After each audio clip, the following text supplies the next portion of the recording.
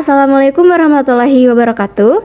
Halo teman-teman semua, pernahkah kalian mendengar kisah dari seorang Nabi Harun?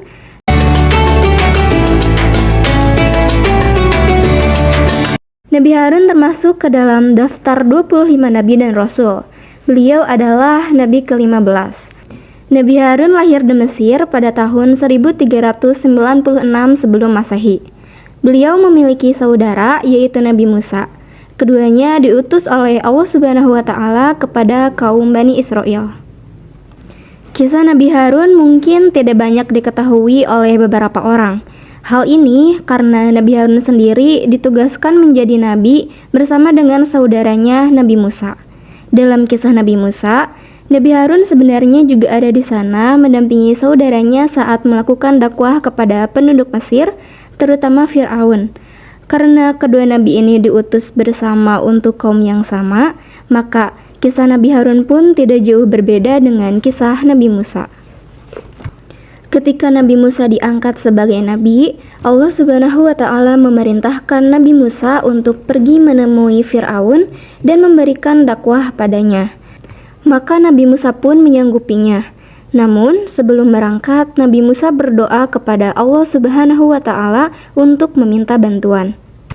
Nabi Musa berkata, "Ya Tuhanku, lapangkanlah untukku dadaku dan mudahkanlah untukku urusanku dan lepaskanlah kekakuan dari lidahku supaya mereka mengerti perkataanku dan jadikanlah untukku seorang pembantu dari keluargaku, yaitu Harun saudaraku.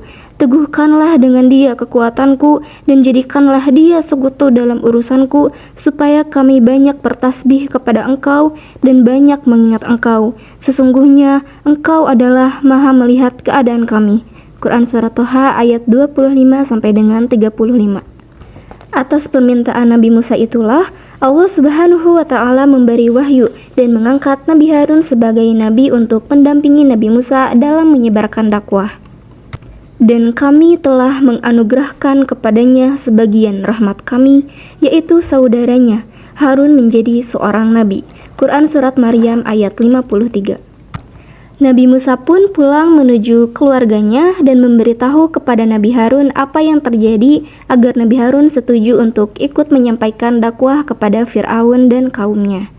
Nabi Harun yang mendengar kabar tersebut merasa senang dan setuju untuk ikut bersama dengan saudaranya tersebut untuk pergi berdakwah. Dengan adanya Nabi Harun sebagai rekan Nabi Musa, membuat beban Nabi Musa menjadi lebih ringan dalam berdakwah. Dipilihnya Nabi Harun oleh Nabi Musa bukan tanpa sebab. Nabi Harun dikenal karena kecakapannya dalam berbicara. Nabi Musa pun mengakui sendiri kelebihan yang dimiliki oleh saudaranya tersebut. "Dan saudaraku Harun, dia lebih fasih lidahnya daripadaku, maka utuslah dia bersamaku sebagai pembantuku untuk membenarkan perkataanku. Sesungguhnya aku khawatir mereka akan mendustakanku." Quran Surat Al-Qasas ayat 34. Nabi Harun diberi anugerah oleh Allah Subhanahu wa Ta'ala berupa kefasihan dalam berbicara. Dikatakan bahwa cara berbicara yang dimiliki Nabi Harun sangat lembut, tenang, dan mudah dipahami. Nabi Harun pandai menata setiap perkataannya sehingga membuat banyak orang senang berbicara dengan beliau. Selain itu, Nabi Harun juga diketahui memiliki pendirian yang sangat kuat dan tegas. Dengan kelebihan yang dimiliki oleh Nabi Harun, membuatnya ditetapkan sebagai juru bicara Nabi Musa. Kisah Nabi Harun antara lain 40 hari menjadi pemimpin kaum Bani Israel.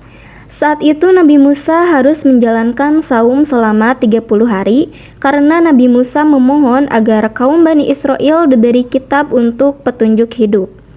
Namun Nabi Musa diharuskan menggenapkan saumnya menjadi 40 hari. Dia juga harus ke Bukit Sinai untuk menghadap Allah Subhanahu wa Ta'ala. Nabi Harunlah yang mengajari Bani Israel untuk beribadah dan tidak lagi menyembah berhala.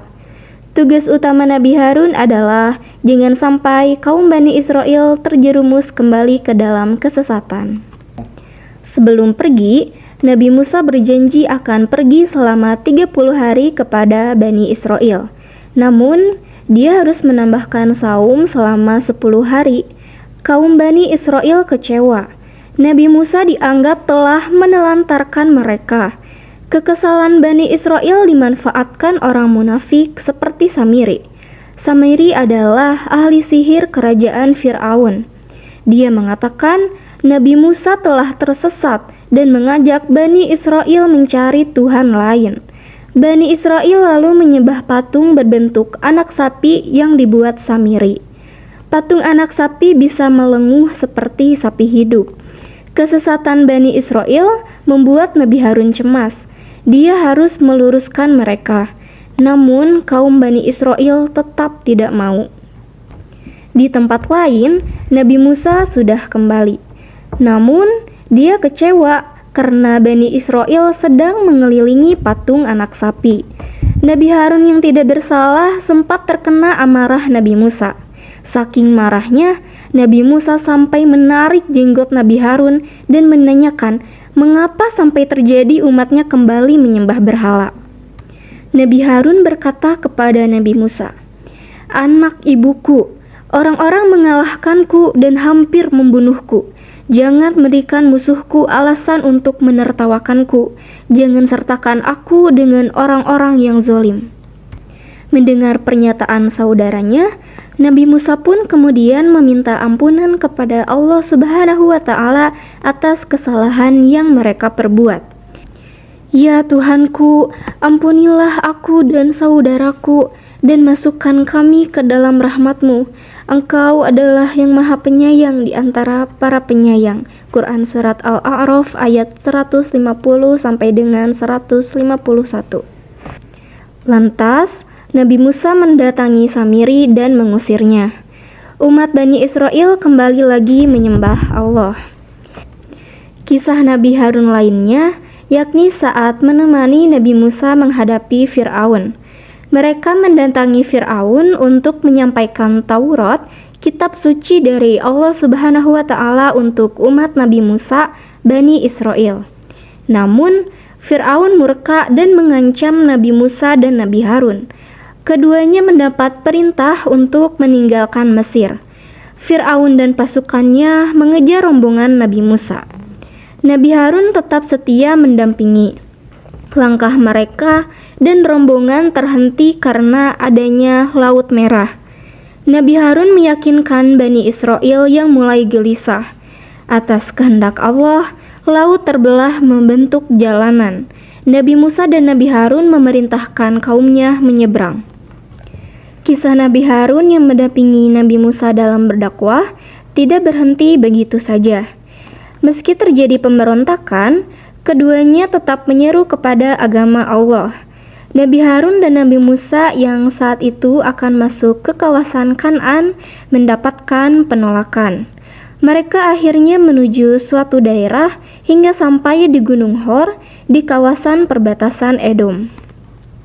Sesuai permintaan Allah, Nabi Harun dan Nabi Musa mendaki gunung tersebut bersama Eleazar, putra Nabi Harun. Di puncak Gunung Hor itulah Nabi Harun wafat.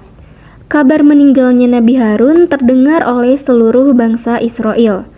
Mereka menangis dan merasa kehilangan panutan saat Nabi Harun wafat.